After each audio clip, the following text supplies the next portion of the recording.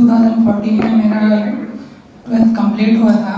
तो उसके बाद मैं डॉक्टर बनना चाहता था, लेकिन फाइनेंशियल कंडीशन अच्छी नहीं होने की वजह से मुझे, जब मैं कोटा के बारे में मालूम हुआ तो वहाँ पे बहुत ज़्यादा फीस थी और वो पूरी फीस एक बार या 2 बार में पूरा सबमिट करना था।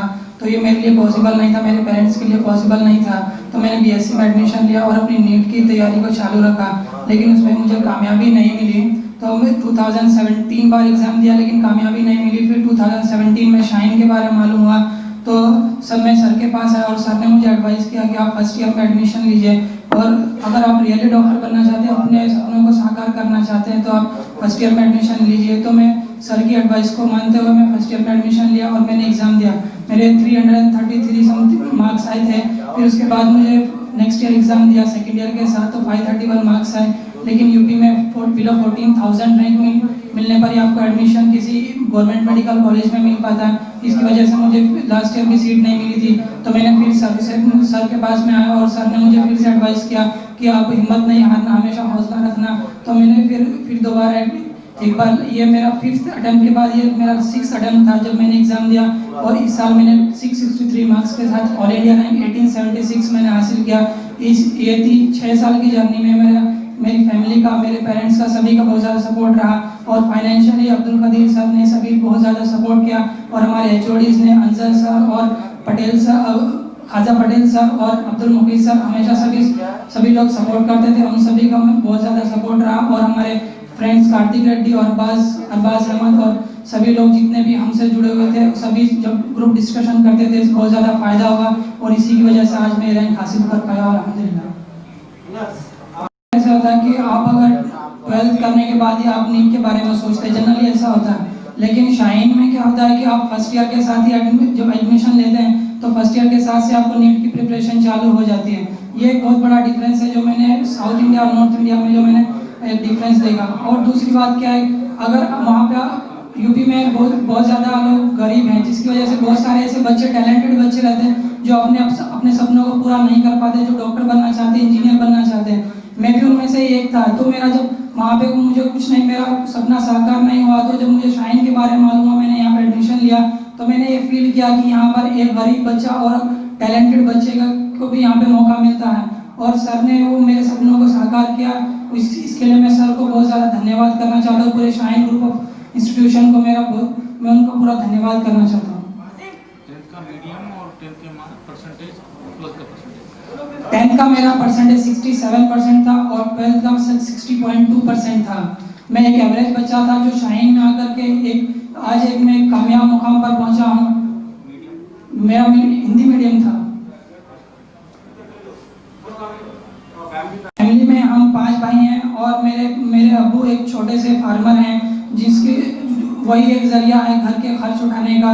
मेरे और भाई भी पढ़ रहे थे लेकिन उनके खर्च की वजह से मेरे पेरेंट्स मेरा खर्च नहीं उठा पाते थे। इसकी वजह से मैंने बीएससी में एडमिशन लिया और बीएससी करने के बाद फिर शाइन के बारे में मालूम हुआ तो शाइन को मैंने अप्रोच किया और यहाँ पे मुझे फाइनेंशियली मेरी बहुत मदद हुई और इसकी वजह से आज मैं ये रैंक हासिल कर पाया हूँ।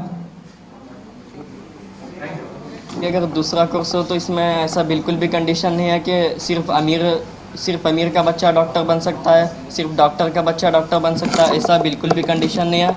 मैं खुद का ही एक मिसाल देता हूँ।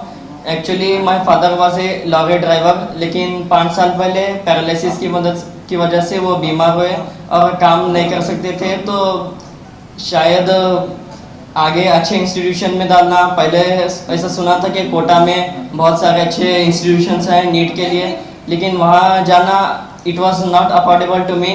तो मेरे पापा, मेरे से बड़े जो भाई थे, उनका एडमिशन किसी ज़रिए से शाइन मालूम हुआ और शाइन में एडमिशन कराए। उन्हें जब सेकेंड ईयर में थे तब पैरालिसिस हुआ था। बिल्कुल हमें कुछ ऐसा अंदाज़ा भी नहीं था। Even we don't know what was NEET, KCET exam था क्या था वो भी तक मालूम नहीं था।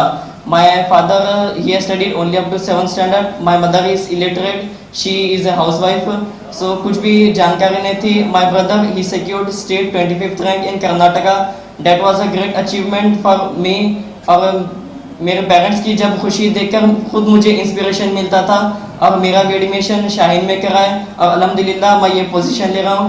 तो फाइनली जो भी ये वीडियो देख रहे हैं, माय मैसेज इज़ कभी भी फाइनेंशियल प्रॉब्लम या फिर पैसे की मदद से आप पीछे मत रहें। आपके पास हौसला, जुनून और मेहनत करने का जज्बा है तो बस आप कुछ भी कर सकते हो। यकीनन अल्लाह ताला आपके साथ है और आपकी मदद करेगा। और शाहीन के जैसे इंस्टीट्यूशंस आगे भी इंशाल्लाह और बनेंगे जो गरीब बच्चों की मदद करते हैं। और शाहीन की ये खासियत है कि यहाँ एवरेज बच्चा भी टॉपर ला सकता है, क्योंकि 10th का जो परसेंटेज रहता है, that percentage is not actually showing the talent. 10th में कोई अगर 90% ला रहा है तो it doesn't mean that he is not talented. ये भी तो हो सकता है कि उसे कुछ माहौल ना मिला, कुछ प्रॉपर गाइडेंस ना मिलने की मदद से उसका परसेंटेज कम आए।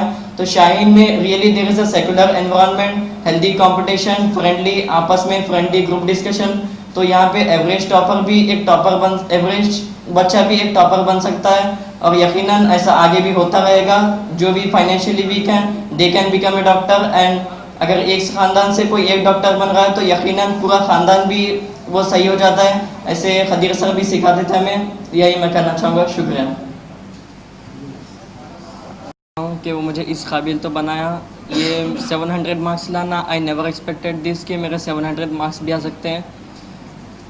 सब 9th रैंक, सब 85 रैंक लाना तो पॉसिबल नहीं है। बिल्कुल अल्लाह ताला मेरी मदद करे। शायद मेरी सोच से भी ज़्यादा था ये रिज़ल्ट लाना और ये पॉसिबल था सब खदीर सर, टीचर्स, पेरेंट्स के कंटिन्यूस एफर्ट्स की मदद से।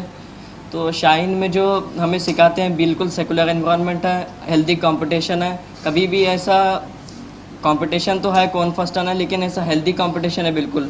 अगर मेरे से कोई आगे तो ये मेरे लिए और अच्छा है कि मेरा साथी और मेरे से आगे है, क्योंकि मेरा साथी ऑल इंडिया रिप्रेजेंट कर रहा है। That is a good for me. यही हमें शाहीन की में सिखाया गया है और यही हम फॉलो करेंगे आगे।